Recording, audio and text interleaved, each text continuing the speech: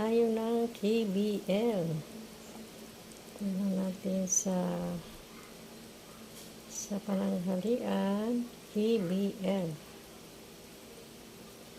Kadyos, baboy, at saka langka, KBL. Nasa recipe yun eh. Makikita yun sa Filipino recipe, KBL. Ito ngayon natin pananghalian. Tingnan natin yung sangkap niyang langka.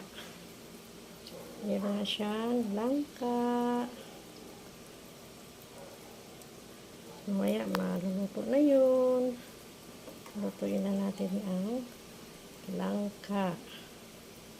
Tayo na natin maluto ang langka.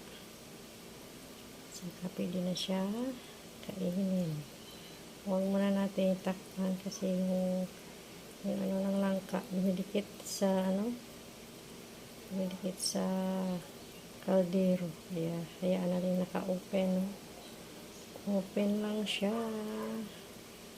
Hayaan natin open. Tayo na natin maluto siya. KBL, ito na. Hindi siya. Kunti lang kanyang legumes.